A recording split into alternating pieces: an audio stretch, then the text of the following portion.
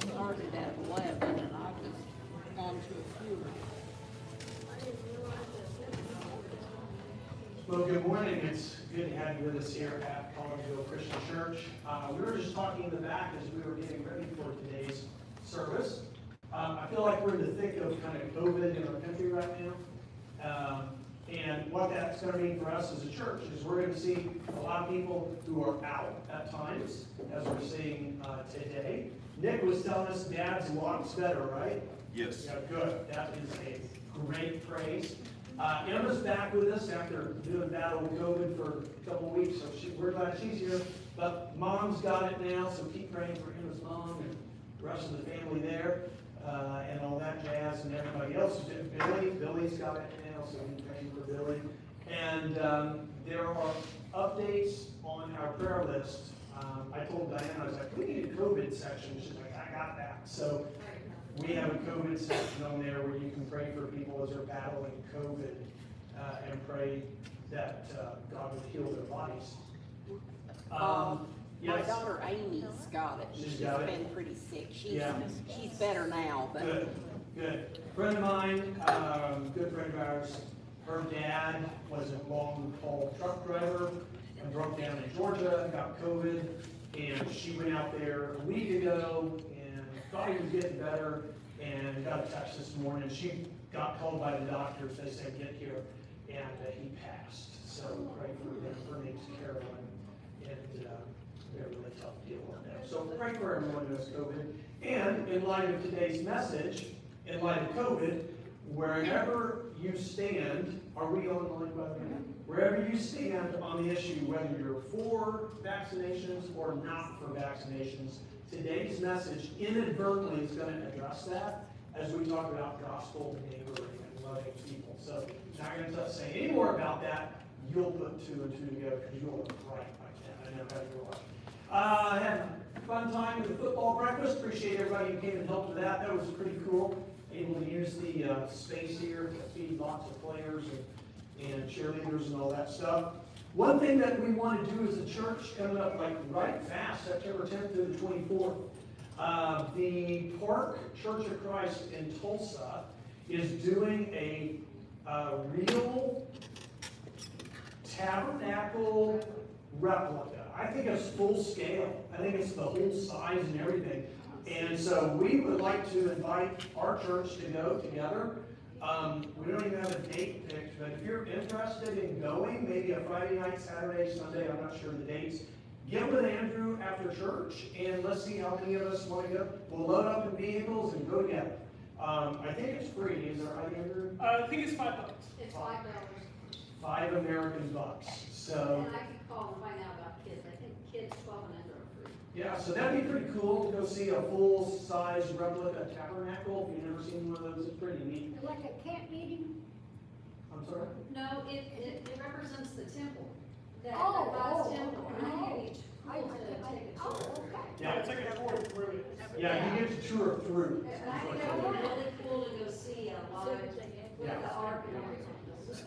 Speaking of stuff like that, next week, I think is Andrew preaching or the week after. Anyway, next 2 weeks you get good preachers. Andrew is 1 week and Rod Pennington is the other week. So you get 2 weeks of some really good speakers, and then I have to come back, so sorry about that.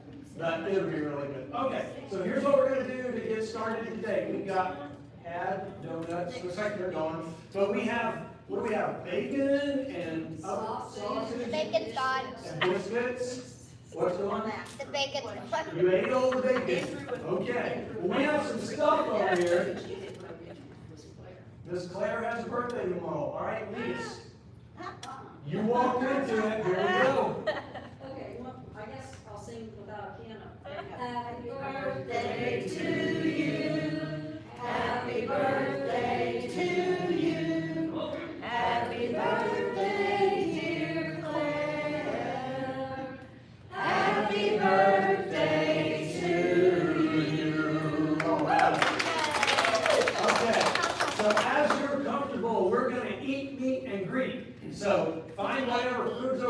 minutes of eating, meet people, however close they're like, if they're like, you stay over there, then you can say, hi, I love you. Or you can give hugs, if people are okay with that, and greet, and then we'll start our service here in just a few minutes. Eat, meet, and greet. Okay.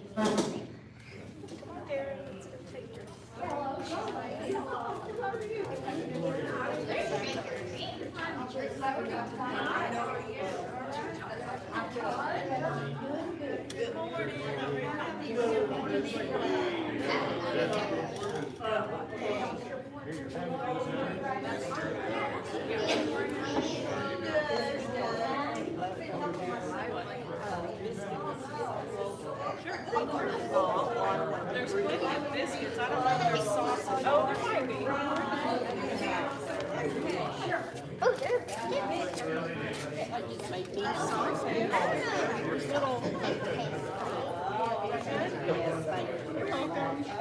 like to bake. You wouldn't know that because you made it.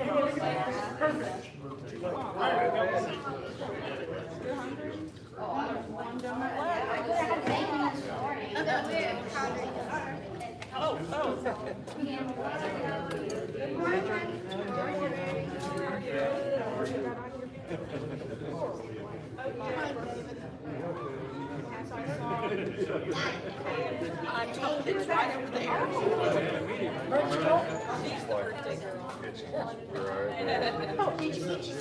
Which one of you ate all the bacon? Who ate the last piece? You ate the last piece? Good job. Yeah, so, well, I guess that warrants getting the last piece of bacon, I suppose.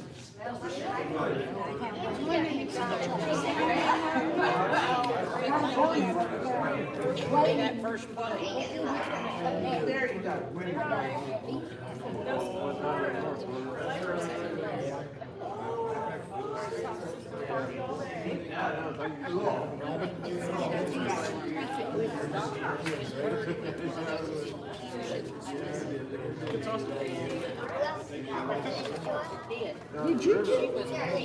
I mean, I might be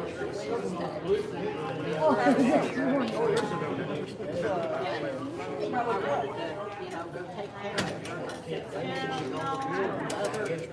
You stay away from here.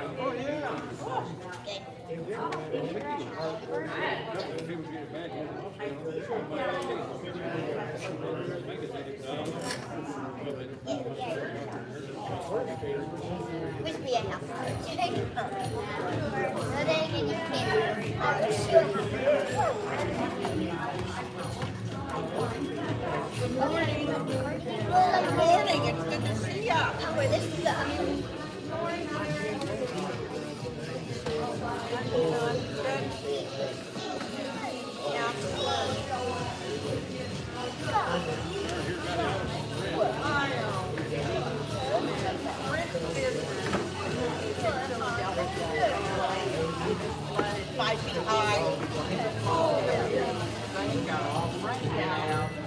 Yeah, they live an hour and a half away. They live in Maryland, so their house is fine. Yeah, but it happened in the middle of the night. Rick was there by himself.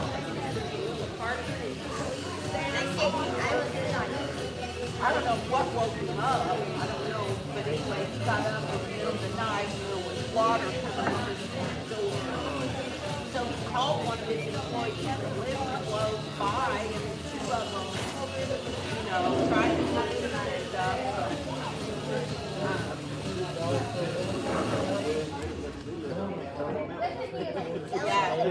Yeah.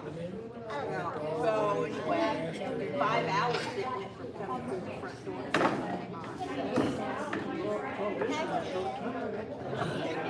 Yeah. But it's not that Anyway, it's a birthday. no, I don't think where he's at ever flooded. No, they got some I don't floods expect places extra. that I don't expect extra. Anyway, we're doing fine. Well, they do not have flood insurance, but in Pennsylvania, once the governor declared that during that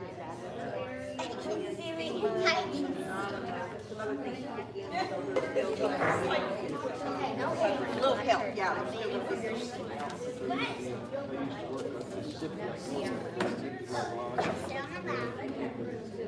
Yep, yeah.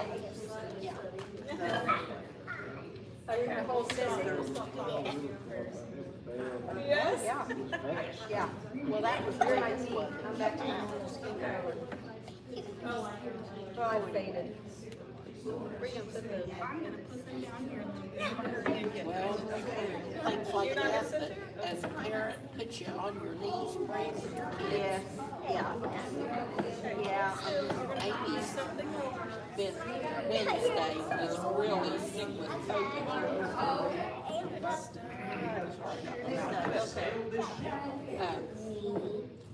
Her doctor sent her to the Cleveland Hospital and she got one of those infusions. Yes. And really.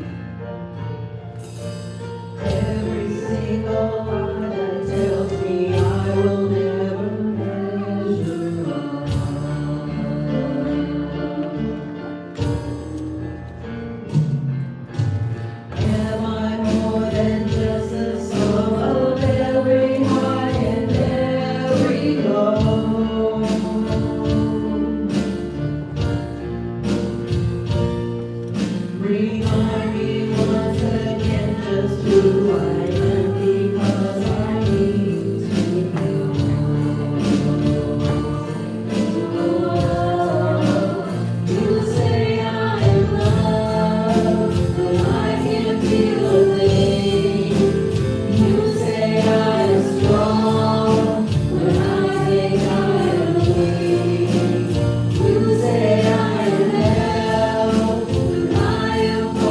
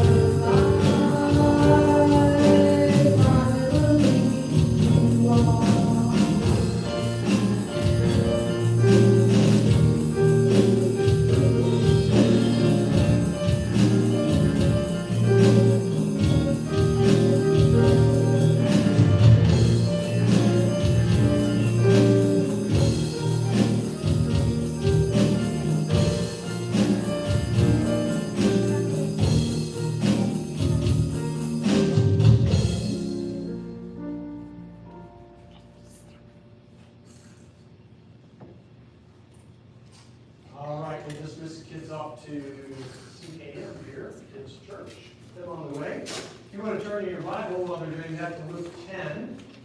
We're going to be in Luke 10 today.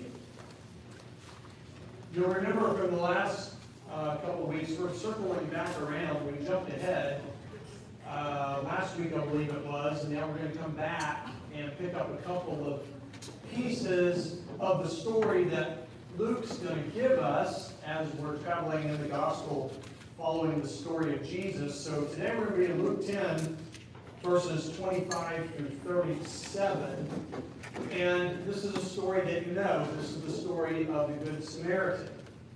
And the story, as told by Jesus, the story, the parable of the Good Samaritan, is really one you could say that is known by everyone pretty much on the planet for the most part. Even most non-church people know what it means if you say to them, you should be a good Samaritan, or you're acting like a good Samaritan. So most people are pretty familiar with this story, but there is a danger with this story, and the danger is, everyone listen to me, here's the danger of this story. You think you know what this story is about, but you don't. Okay? Not fully anyway. At least not in terms of the gospel. So, like last week, I'm going to ask you to do something for me, and that is to take how you think you understand this story and put it away.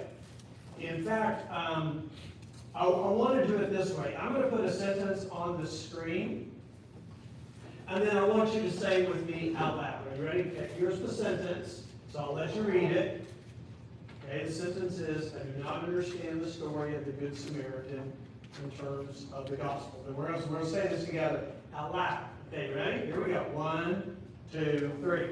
I do not understand. Come on. Okay, so now let's review this story so we can begin to understand it, okay?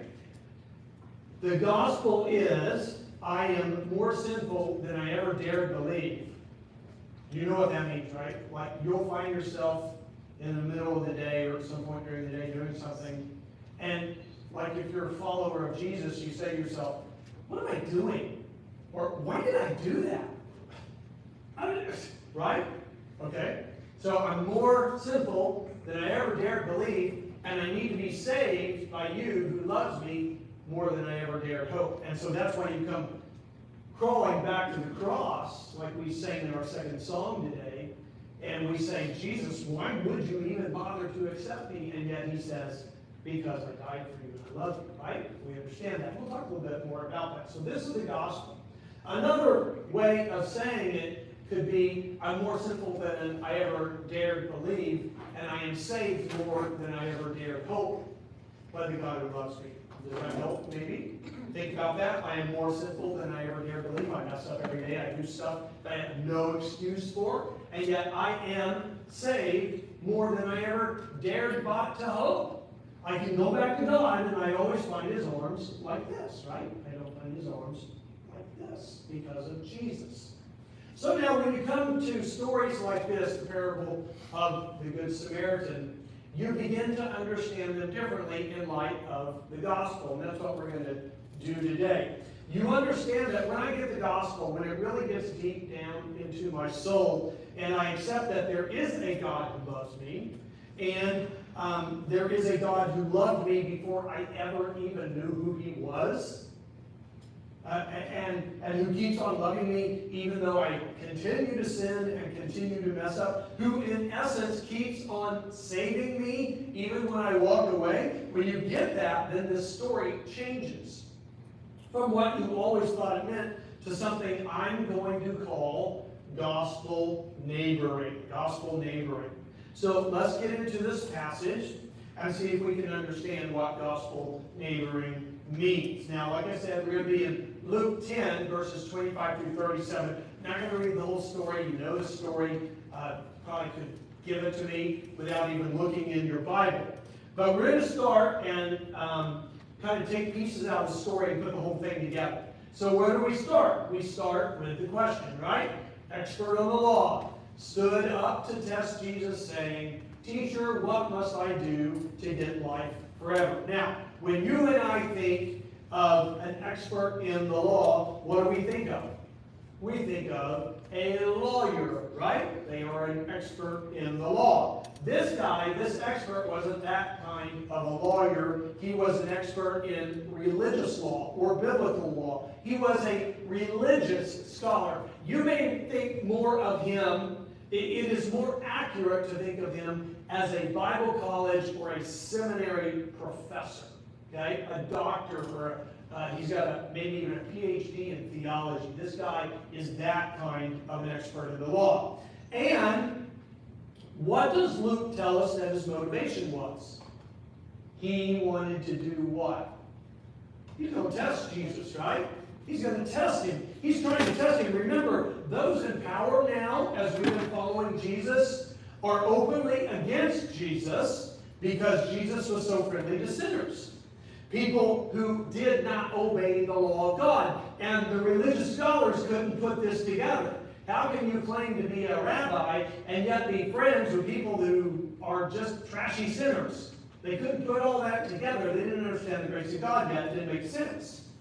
Rabbis worked with God's people, with people who were religious, people who obeyed the law. They didn't go hang out with sinners and people who didn't obey the law, but they couldn't see what Jesus was doing.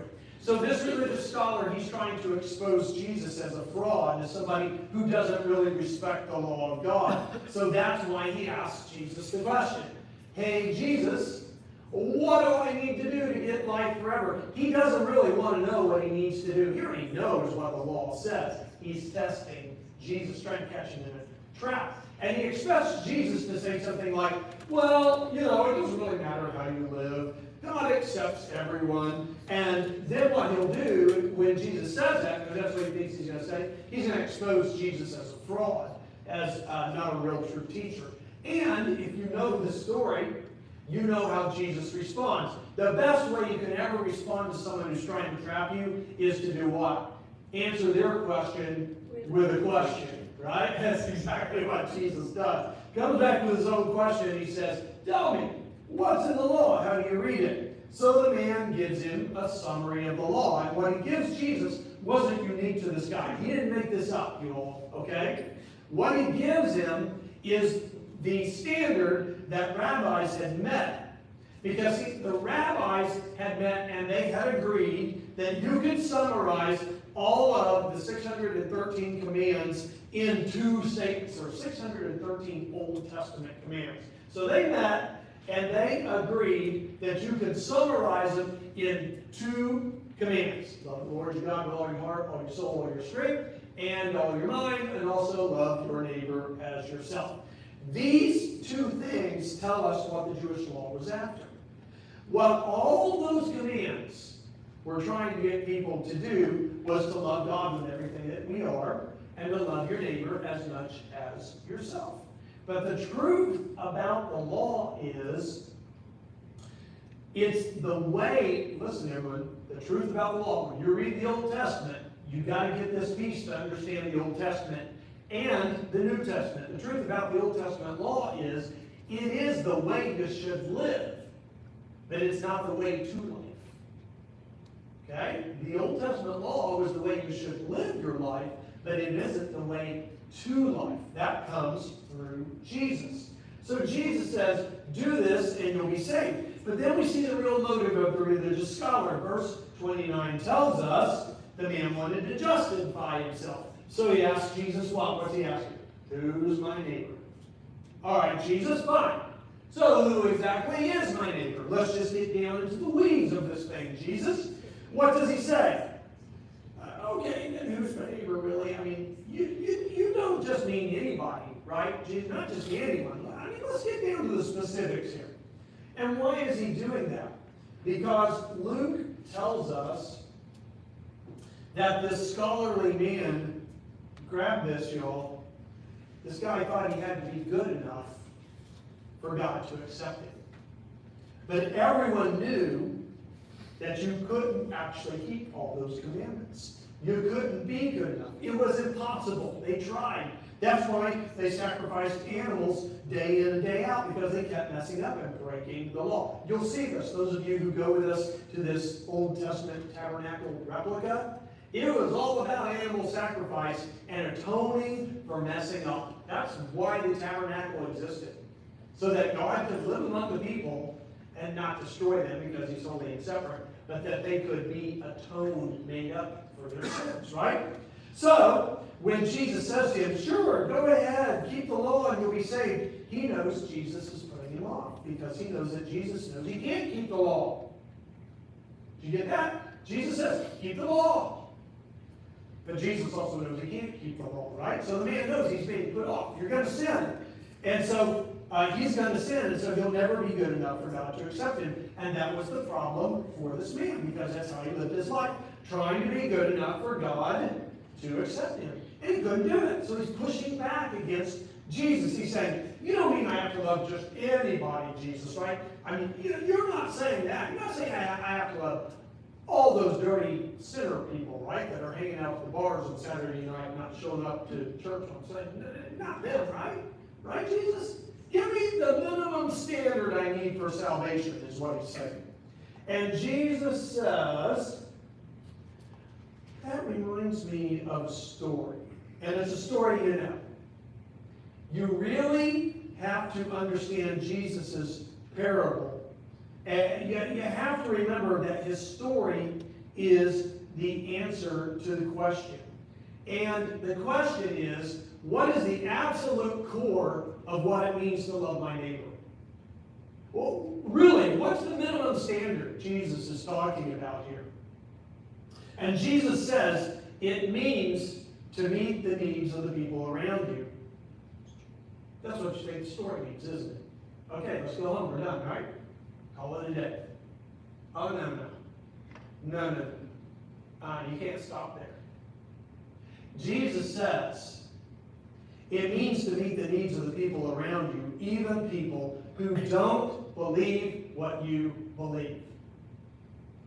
That's the part of the story we really miss.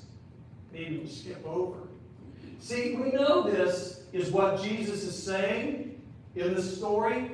And you know a little bit about this, but you don't really understand it. We know this is where he's going because Jewish people and Samaritan people had two different religions. And they each thought that the other one was dead wrong in what they believed.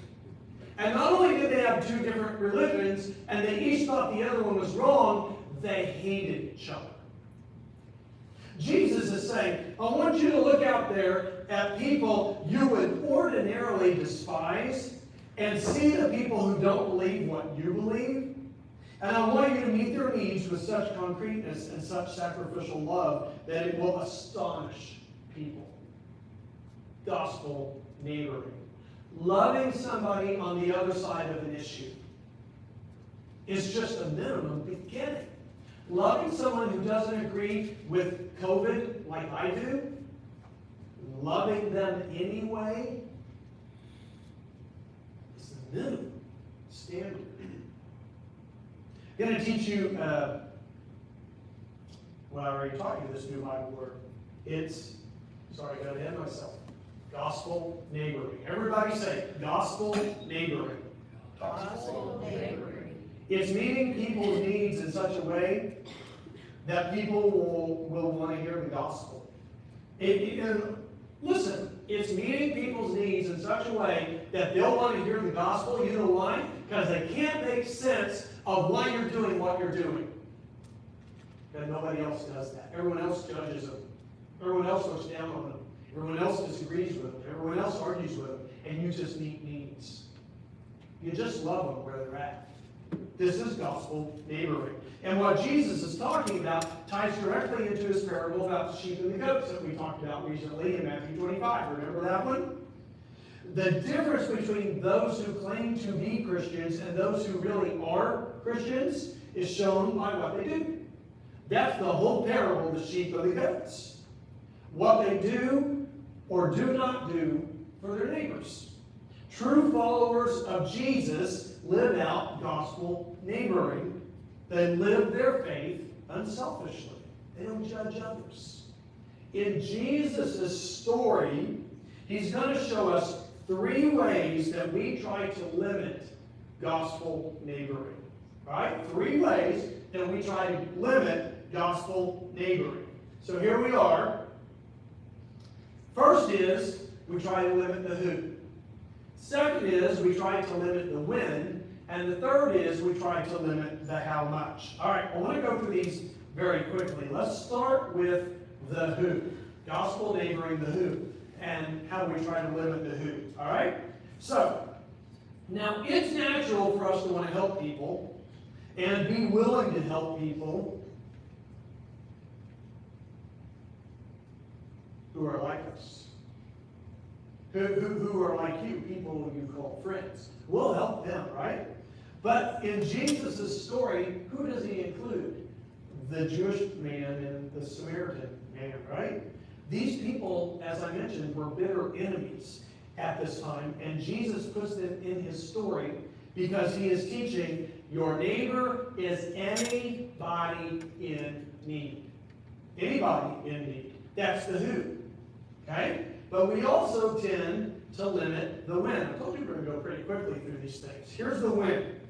This is the part of Jesus' teaching that might really challenge you. This is the part that pushes me. I'll just be transparent with you, okay? It's the part I have struggled with for years. Most of us will say, I don't mind helping when someone is in need and it isn't their fault. Maybe a tornado comes and it rips up the roof off their house. Man, I will be there. I'll cut up those trees that fell down in their front yard. I'll help them clean up the mess. I'll give them some clothes, give them some food. I will help them out. Wasn't their fault. Maybe someone's crossing the street, they get hit by a car. Man, I'm there. I'll go make sure they're okay. Or they get cancer, and I'll jump in and I'll pray for them. I'll take them, we'll do whatever they need. But when it's their fault, when they were making foolish choices, maybe they were drinking and driving, and they hit the person who was crossing the street. Now, in that case, shame on them. Or they refuse to go to work and they stand on the corner and they hold their sign. And I drive by there and they're not retirement age and they could be working and there are now hiring signs everywhere, all over the place. And I think they could get a dog. There's dogs everywhere. What are they doing on that corner? Why would I give them my money when I'm willing to go to work? And they're not. But in Jesus' story, the Samaritan is put in the story by Jesus to show us that's the wrong attitude. He absolutely would believe. The Samaritan in Jesus' story, when he comes upon the guy laying in the road, all beat up, robbed, in bad shape, possibly dying, the Samaritan would actually, absolutely believe the guy deserved it. You know what he would say to himself? Dirty guy, got what he deserved. That's what he would say.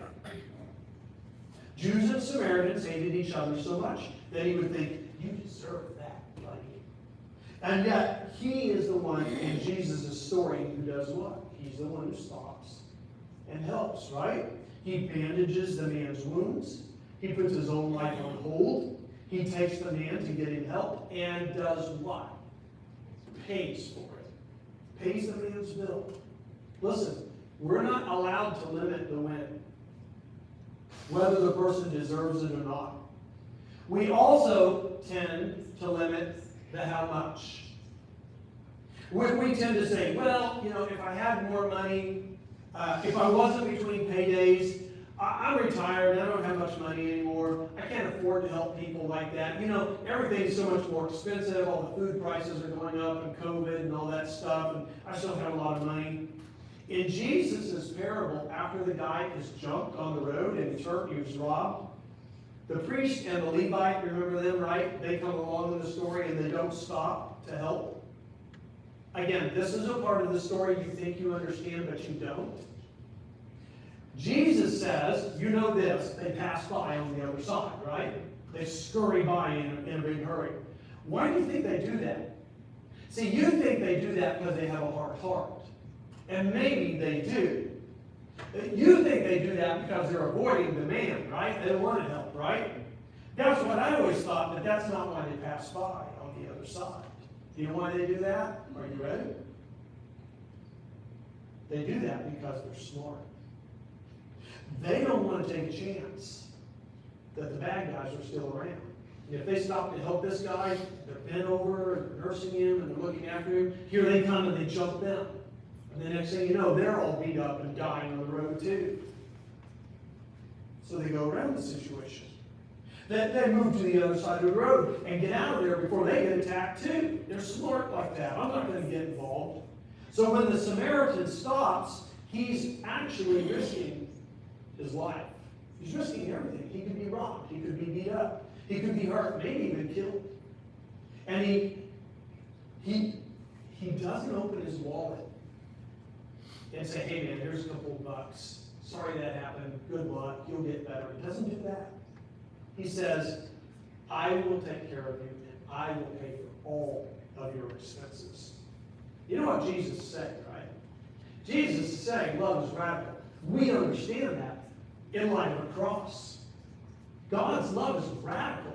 It's relentless. It's something we can't understand because it is so freely given to us. It's costly. It costs God everything. And when we love like God, it will cost us deeply. Came across a video this week I want to show you. I don't know if this lady's a Christian or not, but this is the kind of costly sacrifice we're talking I about. was turning 16, and my parents had uncharacteristically allowed me to have a sleepover. I also happened to be a cheerleader that year. And I know that the word cheerleader evokes a certain image in your head, but I need you to understand something. I was a cheerleader at a Christian school. We had to wear modesty pants. Being a cheerleader was considered quite uncool, actually. But I was new at the school, and the other cheerleaders were really the only friends I had. So they were the people I invited to my birthday party. My mom and my stepmother had never come to one of my games, but my birthday happened to fall on game night, so they had to that time, so they could drive us all back home for the party. I watched the stands all night, but I never saw them, and I kept hoping that I was just missing them somehow, and that we'd catch each other at the end of the game. But the end of the game came, people filed out, and it was eventually just us few teenage girls left. Thankfully, our coach had not left us, and when it became clear that my parents were not coming, she loaded us into her car and drove us back to our school. I called my house over and over and over again, and it was at least an hour later before someone finally answered. From the other end of the phone, my dad explained that they'd gotten lost on their way to the game. After driving around unsuccessfully for hours, they decided to just go home. In response, I explained that we were at my school now, so he was free to come pick us up. My father responded with, "No." "No?" I said. "No," he repeated. "I have to be up early tomorrow at 4 a.m. It's almost midnight. I won't get any sleep if I head over there and pick you all up right now." At this point, with the eyes of all of my teammates and my coach on me, I started to cry. "What am I supposed to do?" I asked. "I don't know, but I can't deal with it," he responded. I of course asked why my stepmother couldn't come and pick us up, and he replied that she was too offended. See, she planned this whole party, and now it wasn't going to happen the way she planned, and she was too upset with me. At that point, I yelled into the phone, "How is this my fault?" In response to my anger, my father told me I was being disrespectful, that I was now grounded, and he hung up on me. And that's how I found myself sobbing at midnight in the dark hallways of my high school on the eve of my 16th birthday. But that's not how it ended.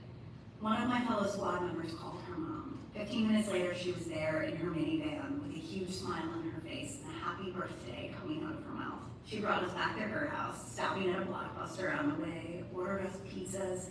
She even went out at midnight and bought me a generic birthday cake.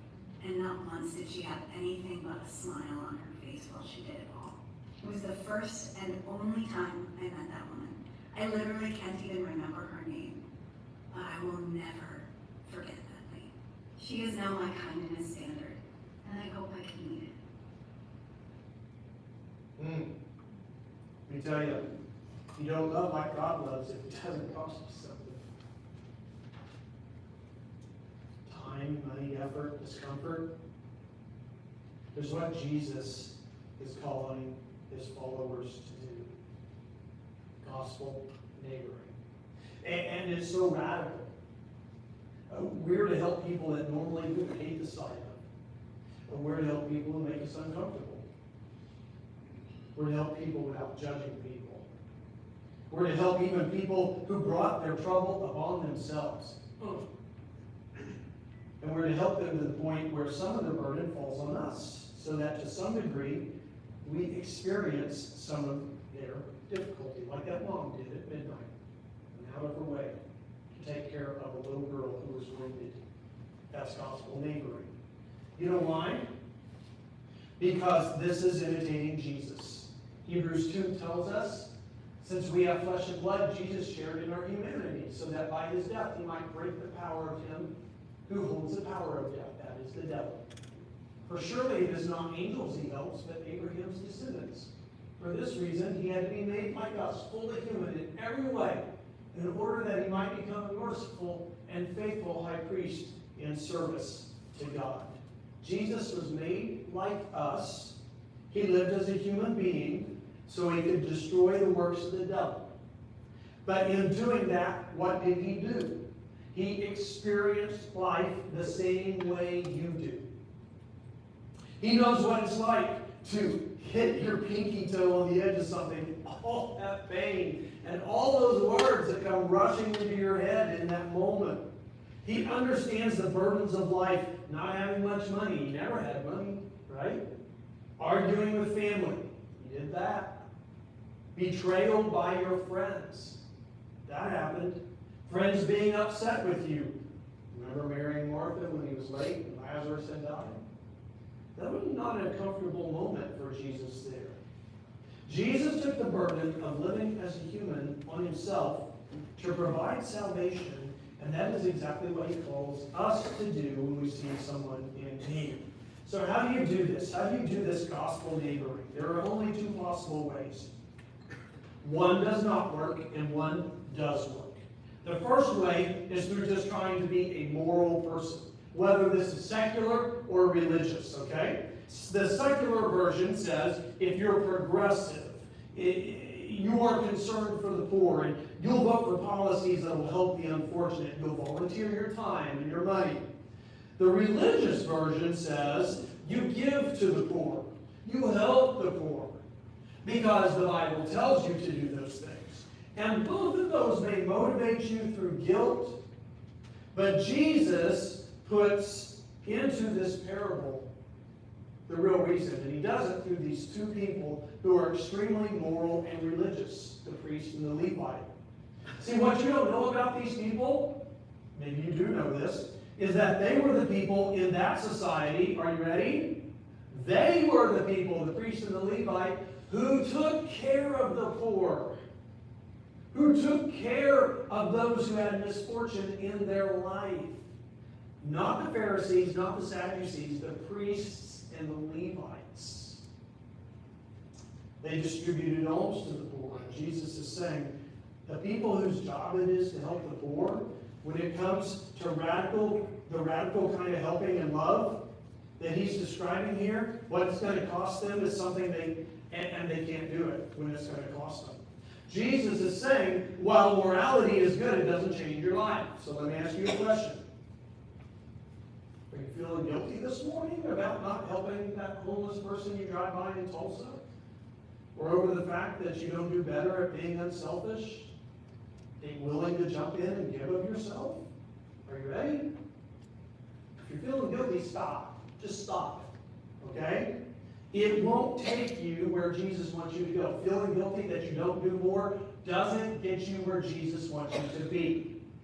Jesus is not trying to make the religious scholar in this situation or you feel guilty. That's not his intent. What he's trying to get us to do is to understand how to get where he wants us to get. How to be the kind of person who lives gospel neighboring. The only way to do this, to get the power to do this, is the key to the parable. And it's where he puts the religious scholar guy in the story. Think about that. The religious scholar has come to test Jesus. Jesus actually takes that guy and sticks him in the story. You ever thought about that? He didn't put him as the Samaritan. That's not the religious guy. The Samaritan doesn't represent this religious scholar dude. Because the guy would have laughed at Jesus. Because no Jewish person in that day would have stopped to help. It would have been the same as if there was a car crash on Main Street in Collinsville and the two people were out of their cars cussing and screaming at each other. We would say to ourselves, No, I'm not getting in the middle of that. Good luck with that, you two. Hope, you know, I might get hurt. One of them might pull a gun out. Where are the cops? Let's go, honey. Let's get out of here, right? That religious scholar, if Jesus had made him the Samaritan in the story, would have said, "Ha! No thanks, man. I am not interested in that." Jesus puts the religious scholar, are you ready? He's the guy on the road who got beat up. He's the guy who got robbed and beaten. And the hated Samaritan is the one who stops and helps the religious scholar. And Jesus' point is this. What if that was you, wounded and in need of help? What if that was you? And your only hope was that someone would have grace on you, even if it was an enemy who doesn't owe you any mercy, and who, in fact, owes you the opposite. But what if your only hope was an act of free grace, an act of radical gospel neighboring from someone who in no way owes you anything?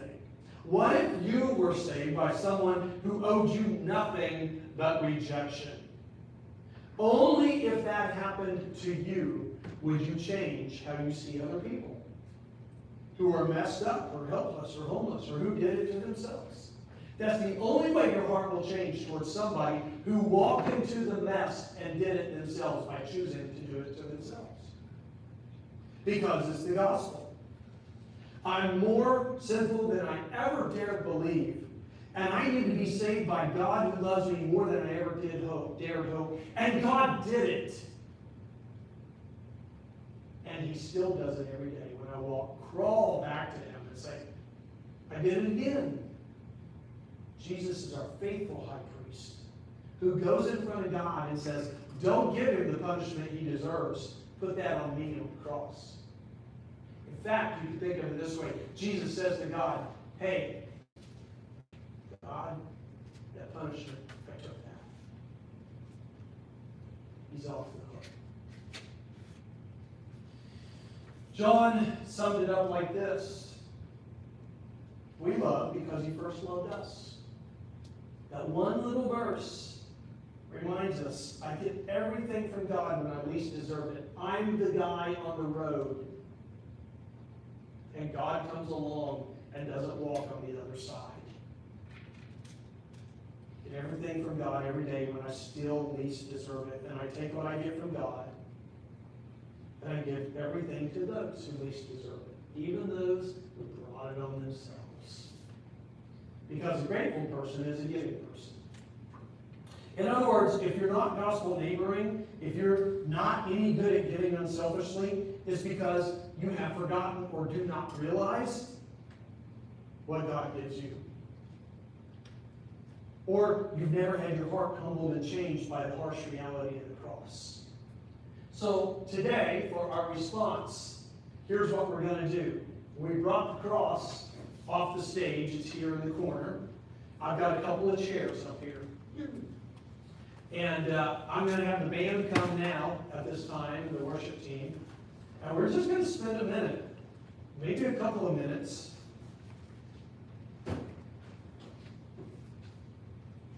reminding ourselves that we're the guy on the road. And God doesn't keep walking by. So I'm going to invite you, as a part of your response, once the worship team comes on stage and starts singing, to come and bring your communion with you. Help a friend who needs help. And I'm going to invite you to do exactly what they're doing, to sit at the cross and to thank God that Jesus takes what you and I deserve. Sit at the cross and take your communion, and then the offering plate is here too. How can we not be givers when God gives us so much and God gives first? So if you have not brought your offering or your tithe, or even if you have, and God is moving in your heart in a way to be a better giver, the plate is at the cross. So as the worship team comes to lead us, I'll invite you to come and to sit at the cross and to spend a moment with God who gospel neighbors you and to talk about how you can gospel enable others. Let's move into our response time.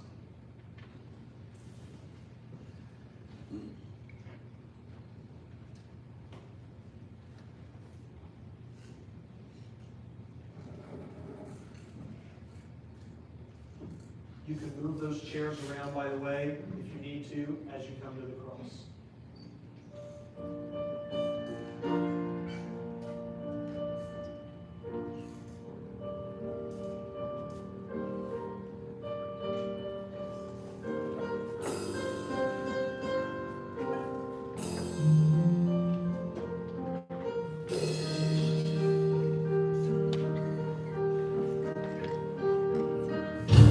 Breaks the power of sin and darkness. Whose love is mighty and so much stronger. The King of glory, the King above all kings.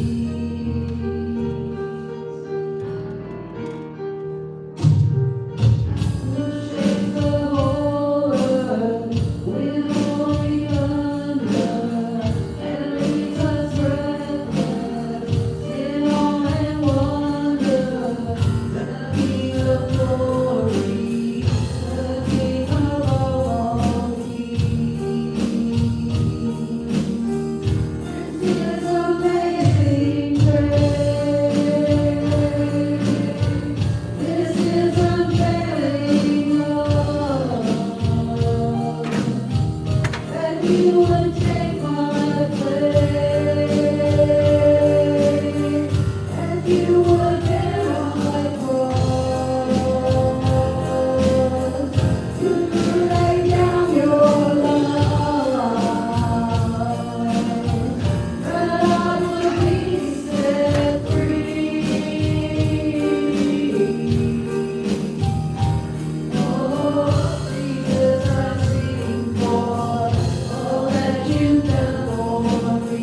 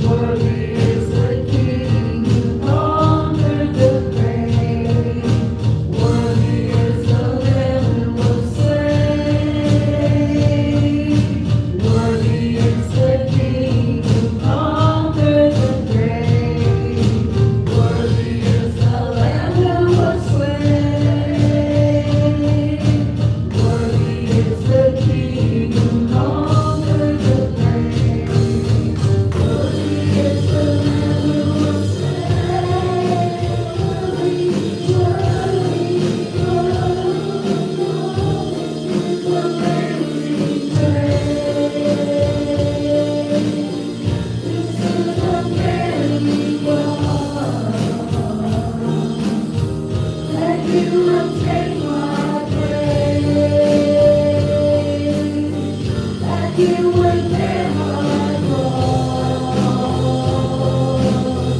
You laid down your life that I would be set free. Oh, because I sing for all that you've done for me.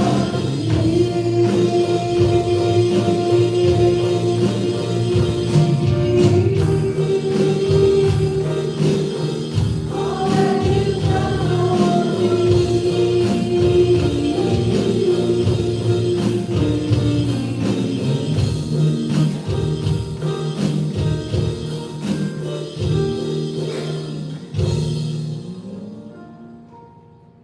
So be watching for opportunities to gospel neighbor this week, because God will plop it right in front of you. And if you're like me when he does, I'm the kind of just transparent. I'll be like, ah, no, come on.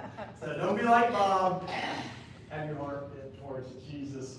Don't forget also to talk to Andrew if you're interested in going to visit the tabernacle replica. That'll be a lot of fun, so be sure you talk to him after church. We will be here Wednesday for student ministry stuff on Wednesday evening. Let's see, we have a board meeting, not this week, next week, right? Next week. We'll do it next week. Okay, great. Now may the Lord bless you and keep you. May the Lord make his face to shine upon you and be gracious to you. May the Lord turn his face towards you and give you peace. You're dismissed.